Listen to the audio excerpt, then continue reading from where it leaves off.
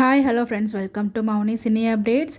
கார்த்திகை தீபம் சீரியலில் வந்து பார்த்திங்கன்னா என்ன நடந்தாலும் சரி, அந்த பாட்டியோட பேரனுக்கும் என் பொண்ணுக்கும் திருமணம் நடக்கக்கூடாது அப்படிங்கிற மாதிரி வந்து சாமுண்டிஷி ரொம்பவே ஸ்ட்ராங்காக இருக்காங்க. நம்ம ரேவதி கூட சொல்கிறாங்க, மகேஷ் கூட எனக்கு நிச்சயதார்த்தம் ஆகலைன்னா கண்டிப்பாக நம்ம குடும்பம் ஒன்று செய்கிறதுக்காக நான் வந்து நம்ம பாட்டி சொல்கிற அந்த பேரனை நான் கல்யாணம் பண்ணிப்பேன் அப்படிங்கிற மாதிரி வந்து சொல்கிறாங்க. செம்மையாக கோவமாக வந்து திட்டுறாங்க சாமுண்டீஸ்வரி.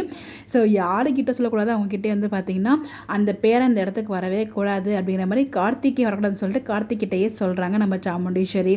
ஸோ எப்படி இந்த கல்யாணம் வந்து நடக்கும், அவர் நடக்காது அப்படிங்கிற மாதிரி வந்து பார்த்தீங்கன்னா சாமுண்டீஸ்வரியோட ஹஸ்பண்ட் வந்து சொல்லிட்டு இருக்காரு. எப்படி இந்த இடத்துல வந்து நம்ம கார்த்திக் ரேவதி தான் மேரேஜ் நடக்க போகுது. இன்னொரு பக்கம் வந்து பார்த்தீங்கன்னா ட்ரூத்துமே ரிவீல் ஆகிடுச்சு.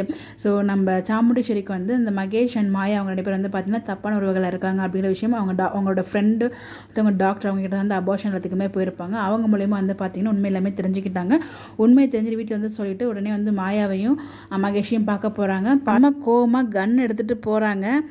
இதுக்கப்புறம் வந்து பார்த்தீங்கன்னா என்ன நடக்க போகுதுன்னு தெரியல. இல்லாமல் கனவாக இருக்கக்கூடாது, நிஜமாக இருக்கணும். இன்னொரு பக்கம் பாட்டியை வந்து கோயிலில் பேசினது ரொம்ப நல்லா இருந்துச்சு அப்படின்ற மாதிரி வந்து நம்ம ரேவதியுமே ஃபீல் பண்ணிகிட்டு இருக்காங்க. ஸோ வந்து கார்த்திக் இந்த இடத்துக்கு வரக்கூடாது அப்படிங்கிற மாதிரி சொல்லி கார்த்திக்கிட்டே சொன்னது ரொம்பவே ஃபன்னாக நான் ஃபீல் பண்ணேன். ஓவரால் நல்லா இருந்துச்சு எபிசோட். நீங்கள் பார்த்தீங்களா எப்படி இருந்துச்சுன்னு சொல்லி முடிக்கிறதுக்குலாம் மறக்காமல் கமெண்ட்டில் சொல்லுங்கள். Bye bye.